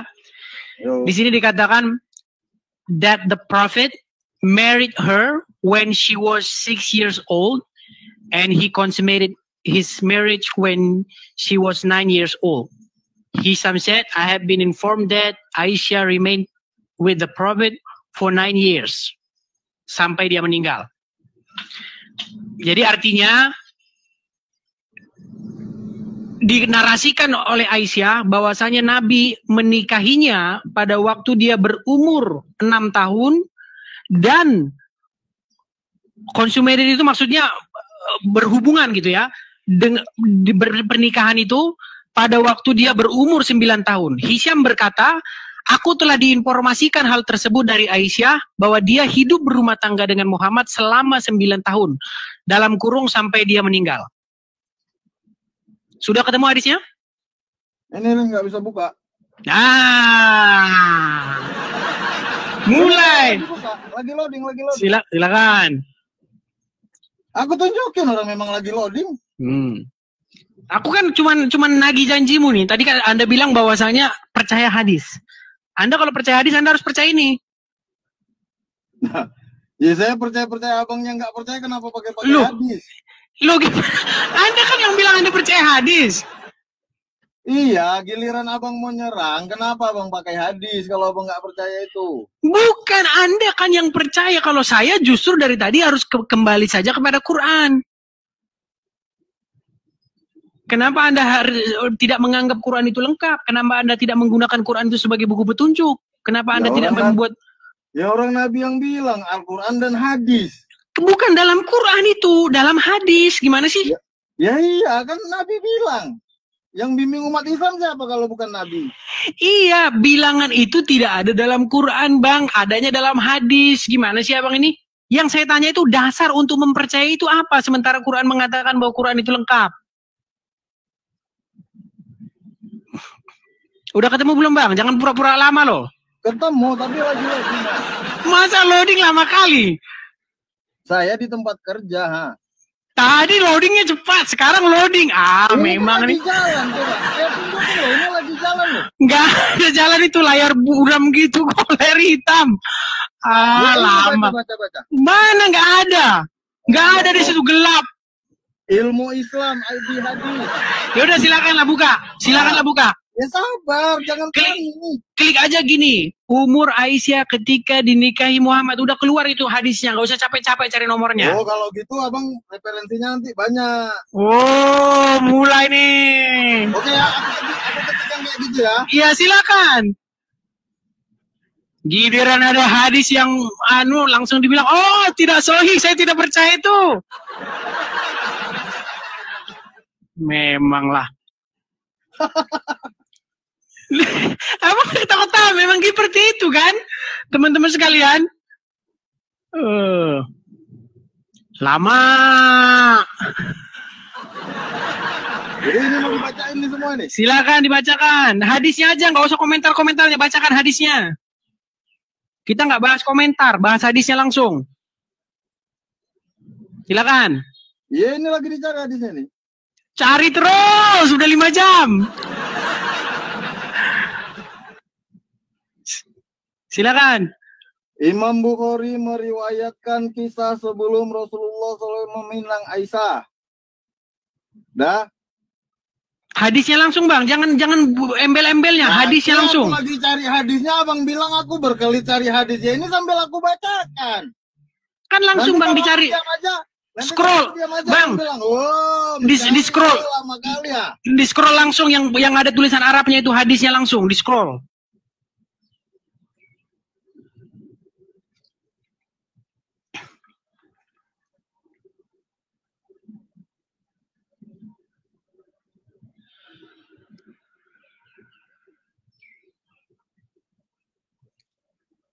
Sunyi, sepi, menikam dalam. Nggak ada. Mana? Masa nyari itu setengah mati berjubel itu di Google, Bang? Iya. Berpura-pura. Berjubel itu di Google kok, iya, berpura-pura. Silakan. Nih. Ya. Alasan Nabi Muhammad menikahi Aisyah. Kok alasan? Bunyi hadisnya bang, bukan alasannya. Ya aku lagi nyari, abang bilang aku diam. Alasan. Ini awak lagi cari karena lagi diam. Nanti Luar biasa teman-teman ngulur. Abang butuh bantuan nggak? Biar ku naikkan yang lain. Butuh bantuan nggak? Bantuan untuk apa? Ya buat menemukan itu, biar abang nggak lama. Ini. Dari buku, benarkah Aisyah menikah di usia 9 tahun? Terus? Menggali fakta dan hikmah dari malah abang baca komentar-komentarnya, disuruh baca hadisnya nggak mau. Itu kan komentar. Alasan Nabi Muhammad menikahi Aisyah. Allah Subhanahu wa taala berfirman surat Al-Ahzab ayat 21. Oke, berarti benar bahwa Aisyah dinikahi umur segitu. Yang artinya sungguh pada diri Rasulullah benar-benar ada suri teladan yang baik bagimu, yaitu bagi orang yang mengharap rahmat Allah dan kedatangan hari kiamat serta yang banyak mengingat Allah. Oke, baik. Sekarang pertanyaan saya, berarti betul bahwa Aisyah dinikahi pada umur segitu? Betul?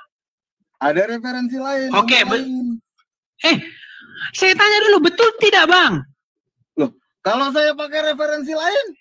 Mana? Tunjukkan hadisnya bahwa Aisyah tidak dinikahi umur segitu. Silakan. Saya cari. Hadisnya. Sabar. Bang, kenapa abang malu mengakui kenyataan bahwa itu terjadi? Saya nggak malu karena kenapa tidak? Saya tahu sebabnya. Sebelum kita bahas sebabnya, Anda akui tidak bahwa Muhammad menikahi Aisyah umur segitu? Hah? Pura-pura kan? Mulai tulalit, Bang. Dengarkan, Bang. Aisyah di dalam kitab Sahih Bukhari mengatakan bahwasanya aku dinikahi oleh Muhammad pada waktu aku berumur 6 atau 7, ada yang bilang 6 atau 7, ya. Dan berumah tangga pada waktu berumur 9 tahun. Sekarang kutanya sama Abang, apakah Anda sudah menerima itu sebagai apa yang betul-betul terjadi atau tidak? Membisu. Bang. Ini. Ada banyak versi yang menyebutkan terkait dengan usia Aisyah ketika hadisnya, Bang, hadisnya langsung. Jangan banyak versi. Tunjukkan hadisnya yang beda, yang umurnya bukan segitu. Mana? Tunjukkan hadis yang membilang bahwa umurnya bukan segitu, mana? Ya ini lagi saya cari. Cari terus dari tadi, Bang. Loh, jadi kalau nggak dicari gimana? Iya, masa lama kali di situ Abang. Nggak, intinya di situ sudah ada Abang temukan bahwa itu informasi itu betul ada. Betul kan? Informasi yang bilang begitu bahwa itu betul ada, bukan karangan saya. Betul tidak? Betul ya, Bang ya? Jika pada usia 27 tahun Asma mengikuti Nabi untuk berhijrah, maka usia Aisyah pada saat itu kurang lebih 17 tahun. Bang, yang kutanya, betul tidak yang aku katakan bahwasanya Aisyah ngomong seperti itu ada dalam hadis? Betul tidak? Enggak. Nih, berarti itu bohong. Yang kubilang itu bohong berarti. Ya orang bukan perkataan Nabi. Berarti Aisyah bohong. Bukan Nabi yang bilang kan? Iya, berarti Aisyah bohong. Saya nggak bilang Aisyah bohong. Yang penting itu bukan perkataan Nabi. Dan Anda nggak percaya Aisyah? Saya nggak bilang nggak percaya. Saya cuma bilang itu bukan perkataan Nabi. Ini abang ini gimana? Aku sakit kepala dibikin abang ini. Aduh. Terus kenapa ini ada referensi yang lain? Kenapa mana? Itu ilmu putar-putar yang dibikin di Google itu nggak ada di hadis yang bilang begitu. Itu kan menurut abang. Oh, gimana abang ini? Emang Nabi sendiri, hadis itu kan perkataan Nabi. Nabi pernah bilang usianya berapa? Jadi Aisyah ngomong gitu dia dusta. Itu hadis bukan? Sahih Bukhari bukan hadis. Itu sanadnya dari siapa? Dari Aisyah, Bang, istri Muhammad sendiri yang nikah dengan Muhammad, istrinya yang sendiri. Abang sekarang abang lebih tahu Muhammad daripada Aisyah. Yang meriwayatkan perkataan Aisyah itu siapa? Aisyah, nih, saya bacakan ini. Dinarasikan oleh Aisyah, ya. Kepada siapa? Kepada siapa? Dia menyampaikan ini, misalnya nih, disampaikan kepada Hisam. Hisham berkata, aku telah diinformasikan itu dari Aisyah. Dan dia hidup berumah tangga dengan Muhammad sampai 9 tahun dalam kurung sampai meninggalnya Muhammad. Sekarang kutanya, apakah Aisyah bohong waktu dia bilang dia dinikahi Muhammad umur segitu? Terus kalau ada referensi yang bilang 17 tahun, apakah itu bohong? Mana referensinya? Mana referensinya yang bilang 17 tahun? Mana? Hadis apa? Hadis apa? Loh, orang hadis itu apa? Bukan hadis kok. Loh, ini bukan. Aduh, udah bang. Abang turun dulu lah kalau begini bang. Abang turun dulu. Udah nggak sanggup aku bang. Sakit kepala aku abang bikin. Hadis itu kan perkataan Nabi. Nggak sanggup lagi aku ngomong. Aduh. Dari tadi dia ngingkari terus itu. Gimana sih ini orang nih? Masa ngingkari terus? Gimana sih? Diingkari terus sama dia. Halo bang, halo. Halo, silakan open cam bang. Oke bang. Ya. Tunggu bang. Menarik ini bang. Oke, Abang, coba bang. Umur Aisyah ketika dinikahi Muhammad berapa? Kata Aisyah.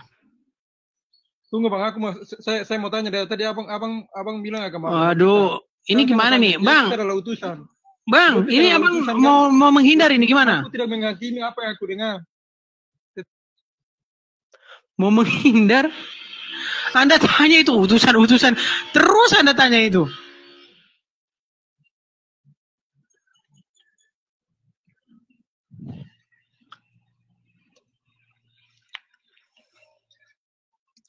Halo, Alwi. Nyangkut, Alwi. Halo?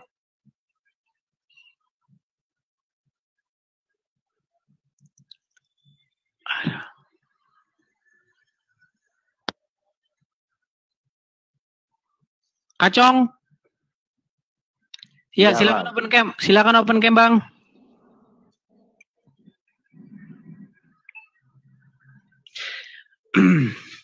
Bang, coba Bang. Tadi itu yang bilang bahwa umur Aisyah 9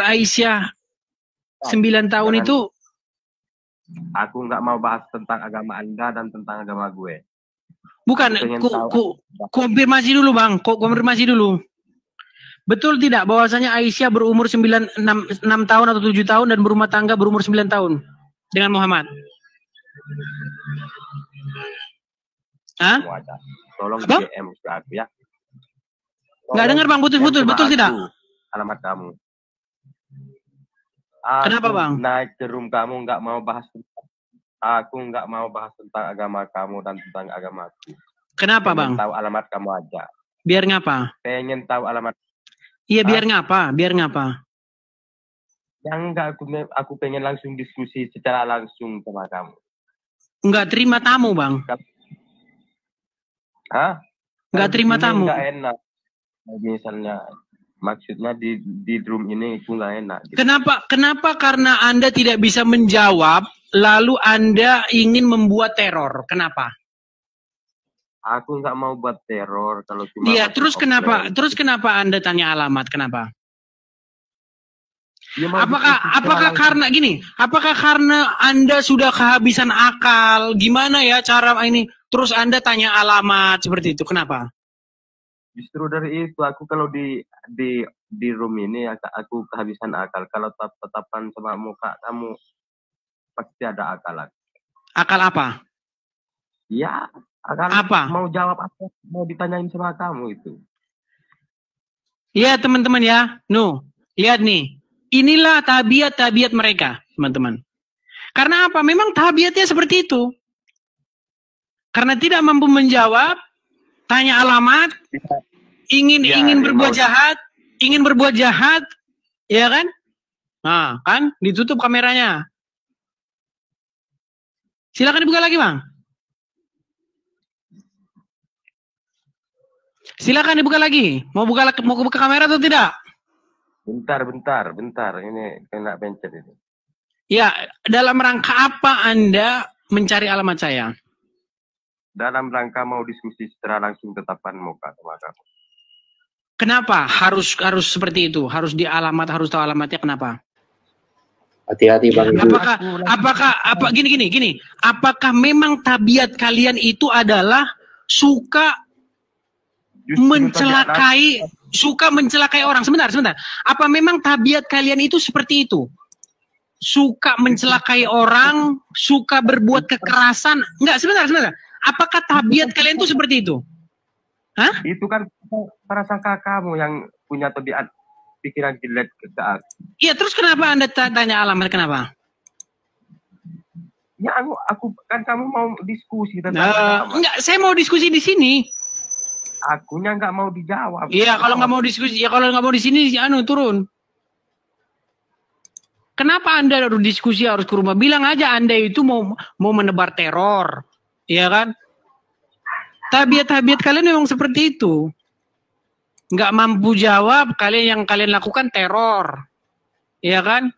Sementara kalau si Zulkifli, si Ripa, si Nandar, Donditan, kalau bahas Islam, bahas Kristen, kalian bilang itu dakwah. Sementara kalau ada orang melakukan hal sebaliknya, kalian bilang tangkap, penistaan, penjarakan ini, alamatnya mana? Datangi rumahnya. Memang tabiat kalian seperti itu. Tabiat kalian itu buruk sekali, tabiat kalian itu sangat buruk. Coba itu Anda lihat itu Juma. Anda lihat itu Ripa, Anda lihat itu Donditan, ya, bahkan diundang-undang itu podcast kemana-mana itu. Lihat podcastnya Jesslyn itu, ya, yang dibahas Paulus, dikatakan bagi segala macam. Nggak ada orang Kristen yang nggak ada, yang tabiatnya seperti kamu itu nggak ada satupun. Orang Kristen nonton itu cuman ketawa-ketawa aja, ngetawain kedunguan kalian. Gitu loh, nggak sampai kejang-kejang seperti kalian itu. Di mana ini alamat rumahnya ini? Harus ini nih, ya. Langsung kelagapan gitu, langsung kesetanan kalian pengen mencelakai orang. Memang buruk sekali tabiat kalian itu, sangat buruk. Coba itu loh, coba kamu mampir ke podcast itu, coba lihat itu Donditan sama Jesslyn bahas Bible, bahas Paulus itu loh. Itu saya bahas itu loh. Coba itu kamu ngomong gitu, ada nggak orang Kristen yang di mana alamat kamu? Ada nggak yang bertabiat seperti kalian itu, bertabiat setan seperti kalian itu? Ada nggak? Nggak ada, karena memang di dalam Kristen itu diajari untuk mengasihi, gitu loh. Orang kok kesetanan seperti itu kalian itu? Kenapa harus kesetanan seperti itu? Jawab kalau nggak sanggup menjawab ya. Kalau Anda tidak sanggup menonton acara seperti ini, Anda nonton Mandi Lumpur. Yang Mandi Lumpur itu Anda tonton. Kalau yang berbobot diskusi-diskusi semacam ini Anda nggak kuat, iman Anda goncang, pergi nonton Mandi Lumpur. Ya, silakan Bang. Konten sambutan. Ya. Muslim ya Bang ya? Ya, saya boleh nanya dulu sama Abang ya Bang ya? Ya, silakan Bang. Tapi lanjutannya yang tadi Bang. Ya, ini kontennya edukasi untuk host atau untuk penonton? Itu aja. Untuk penonton, untuk host, untuk semua Bang. Oke. Jadi, apa yang dipertanyakan oleh hostnya ini ya? Pertanyaannya tadi adalah, ada seorang Muslim tadi yang tidak percaya bahwa Aisyah itu meriwayatkan dalam hadis bahwa dia dinikahi Muhammad pada umur 6 atau 7 tahun dan berumah tangga dengan Muhammad berumur 9 tahun. Menurut Abang sebagai Muslim, setahu Anda sebagai Muslim, kalau saya sebagai Muslim, saya percaya. Saya jawab sesingkat-singkatnya dan jelas. Baik. Saya akui Bang, kita apresiasi dulu Bang, apresiasi dulu, kita apresiasi. Artinya Abang sudah mengatakan bahwa itu benar, ya? Betul. Tapi uraiannya Bang, saya penjelasin dulu ya. Ya, silakan Bang. Saya uraikan, memang dalam hadis dibicarakan seperti itu. Tapi apakah usia orang Indonesia sama orang di timur sana disamakan usia akil baliknya? Karena gini, kalau di Indonesia ada yang namanya tunangan. Dia belum disetubuhi Bang. Belum disetubuhi. Dia boleh kalau di Indonesia itu namanya tunangan ya. Tapi kalau di sana dinikahkan atau ditunangan, tapi kalau dikawinkan itu belum. Jadi jangan sampai opini ini Bang seakan-akan Rasul atau Nabi Muhammad itu Mengawini jangan disamakan. Oke. Antara nikah, bahasa menikah dengan bahasa kawin. Baik. Kalau kawin itu Bang seperti kambing dikawini. Ya Oke, kan? baik. Ya. Bunyi hadisnya tahu nggak seperti apa? Bunyi hadisnya kurang lebih begini, Bang. Ya. Aisyah dinikahi Muhammad pada waktu berumur 6 atau 7 dan berumah tangga. Perhatikan Bang, kata-kata berumah tangga nih. Berumah tangga pada waktu berumur 9 tahun. Ya. Sekarang saya tanya sama Abang. Apakah Anda masih mengingkari bahwasanya hal itu benar? Kalau secara hadis itu saya nyatakan itu benar. Hadis benar. Tetapi apakah usia di Indonesia 17 tahun sama 9 tahun di sana itu sama? Akhir baliknya. Menurut dulu sama Abang. Baik, saya jawab. Kita harus lakukan research Bang kalau masalah itu. Kita nggak bisa ngada-ngada. Ya. Makanya. Baik. Boleh. Baik, terlepas dari itu semua. Sekarang aku tanya sama Abang. Ya. Benarkah di dalam diri Muhammad itu terdapat suri toladan yang baik? Baik, sangat baik dan manusia yang paling sempurna. Baik. Artinya kalau kita ingin mencontoh Muhammad, pastilah itu kebaikan, betul? Betul. Baik. Kalau sekarang Bang, zaman sekarang, kita melakukan apa yang diperbuat oleh Muhammad. Menikahi anak di bawah umur. Pada umur 6 tahun dan berumah tangga pada waktu berumur 9 tahun. Ya. Ditangkap polisi nggak kita Bang? Host, ini ranahnya aturan undang-undang pemerintah itu kan sudah beda, host. Iya, jadi betul. Harus dipisahkan. Betul. Makanya aku bilang kalau itu kita berbuat sekarang, Bentar loh. Apakah di waktu zamannya Nabi ada undang-undang seperti itu? Itu aja logik. Kita kan Oke, baik. Sekarang intinya Maaf, seumpamanya di Indonesia mengeluarkan undang-undang bahwasanya boleh menikah usia 9 tahun, itu akan dilakukan oleh pemerintah. Baik, sekarang pertanyaannya. Kalau itu diperbuat sekarang ini, maka itu akan dianggap sebagai perbuatan kriminal, betul Bang? Betul. Lalu bagaimana mungkin di Indonesia? Ya, kita bicara negara kita, Bang. Oke, kita bicara negara kita. Gini. Ya. Pertanyaan kita gini, Bang. Bagaimana mungkin Anda mengatakan mencontoh Muhammad akan membuahkan hasil yang baik, sementara kalau Anda perbuat itu sekarang, maka Anda akan dihakimi sebagai kriminal. Bagaimana mungkin itu terjadi, Bang? Jangan lupa Rasul pun pernah berkata seperti ini, apapun nanti di akhir nanti umatku, kita akan berkibat kepada ulama. Apapun ulama yang bicara ulama itu sama dengan perkataan Rasul. Kita tidak kenal dengan Rasul, tapi kita diajarkan oleh ulama. Jawaban Abang agak sedikit nggak nyambung loh Bang. Mohon maaf Abangku. Aku begini Bang, yang kutanyakan gini. Anda bilang Muhammad itu adalah suri toladan yang baik. Iya. Bahwa kalau mencontoh Muhammad maka buahnya itu akan baik. Sementara ada contoh orangnya langsung, namanya Syekh Puji. Semarang, dari Semarang, pengusaha Kuningan. Dia menikahi anak di bawah umur. Ya. Tapi dia tangkap polisi, dijatuhi hukuman, dan dianggap oleh negara sebagai kriminal. Pertanyaannya begini, bagaimanakah mungkin Anda mengatakan Muhammad itu sosok suri toladan yang baik, sementara kalau Anda ingin meniru apa yang dilakukan oleh Muhammad, Anda dianggap sebagai pelaku kriminal? Oke, host. Silakan. Kita tidak bisa meniru sesempurnanya Rasul, ya. Berarti gagal. Baik. Berarti Anda cabut lagi sekarang bahwa dia suri toladan yang baik. Tidak akan mungkin. Halo? Cari siapa? Coba di sebelah, buka aja. Udah terbuka, ini ada orang juga, Pak. Panggil aja berarti. Ya, panggil aja.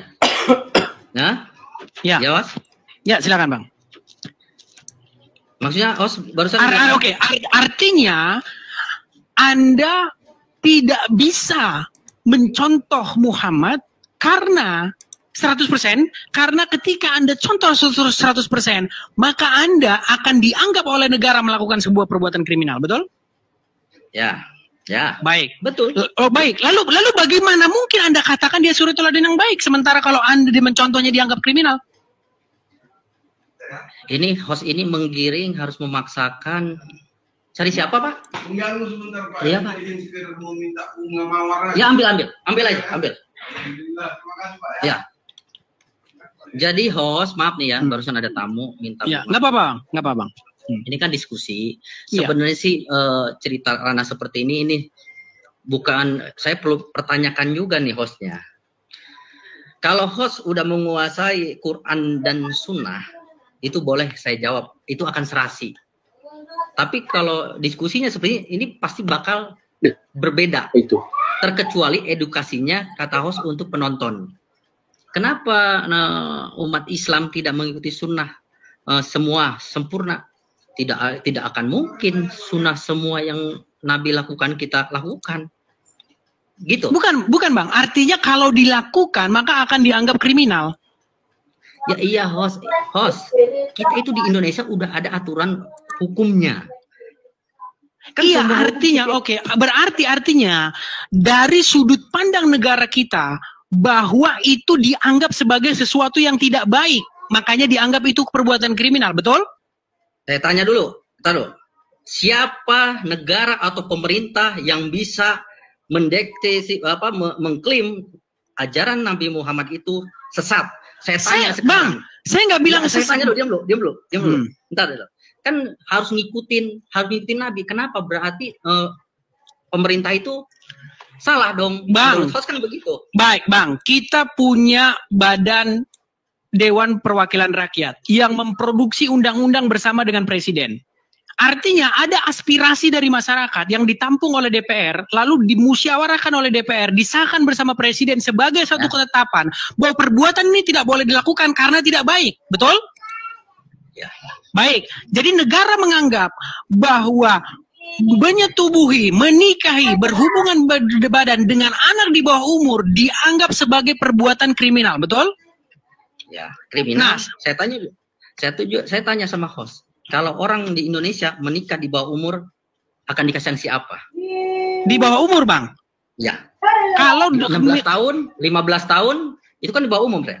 Di bawah umur 17-18 tahun menikah di Indonesia. 18 tahun, Bang. Tanyakan kalau ada yang menikah di bawah 18 tahun, 17 tahun di bawah. Kalau dua-duanya, Bang, dua-duanya di bawah umur, itu mungkin ada pengecualian. Tapi kalau salah satu di antaranya itu sudah dewasa, terus satu di bawah umur, udah kena undang-undang perlindungan anak. Kena undang-undang perlindungan anak.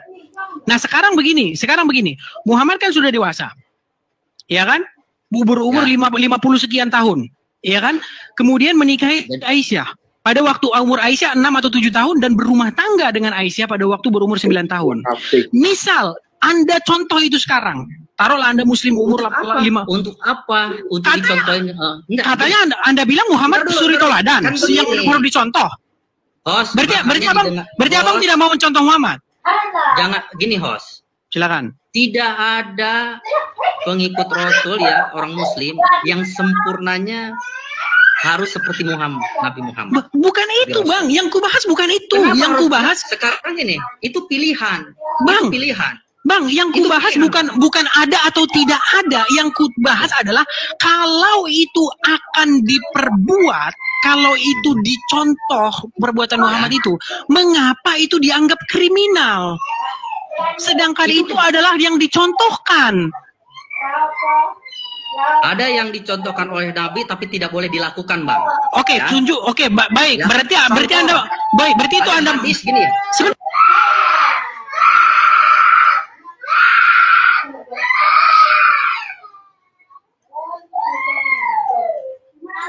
Bang. Sebentar.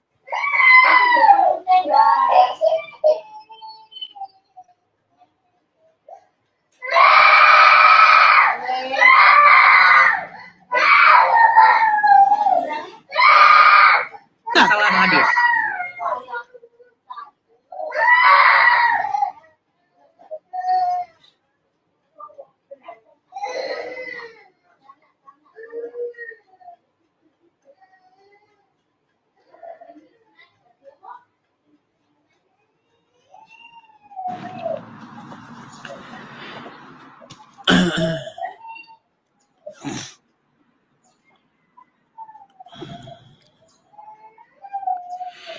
Cek 1 pemirsa Edis TV dimanapun teman-teman sekalian berada.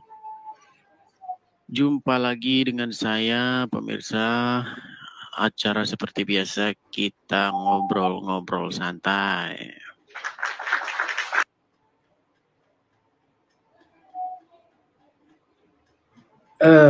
Teman-teman, mohon maaf teman-teman, nampaknya saya punya kendala sinyal nih teman-teman, sinyalnya berat sekali teman-teman. Ya, itulah tadi jalannya diskusi ya teman-teman ya. Sebenarnya itu berlangsung waktu siang, waktu Indonesia ya teman-teman ya. Dan di TikTok itu banyak sekali teman-teman yang datang ngancam seperti itu, tanya alamatmu di mana segala macam. Ya seperti itulah ya rawannya di TikTok itu ya. Karena random sekali dan di TikTok itu emang sepertinya lagi booming sekali pemirsa. Jadi penontonnya itu bisa dibilang bisa 10 kali lipat lebih banyak dari di YouTube. Saya upload video di TikTok itu nggak sampai 24 jam itu penontonnya itu hampir 500.000 pemirsa. 350.000 sekian itu. Mungkin dalam 2 hari, dalam seminggu bisa jadi 1 juta penonton itu yang nonton. Itulah betapa penginjilan di TikTok itu sangat-sangat efisien sekali teman-teman. Tapi ya itu resikonya memang kalau di scroll itu bisa sampai tetangga tahu, bisa sampai ini tahu. Jadi orang akhirnya ujung-ujungnya pasti tahu gitu. Nah itulah resikonya teman-teman kalau di TikTok itu. Dan saya memang open cam ya teman-teman. Tapi nggak apa-apa lah. Resiko itu sudah saya ambil ya. Mengikuti Yesus itu kan harus ada harga yang dibayar. Ya seperti itulah apa adanya. Ya. Makanya kalau ada apa-apa sama saya ya saya sudah pasrah teman-teman. Ya, mereka sepertinya udah mulai cari-cari. Ini orang di mana alamatnya dan segala macam. Tapi nggak apa-apa lah ya. Kita serahkan semuanya kepada Tuhan teman-teman. Ya. Terus dulu bentar.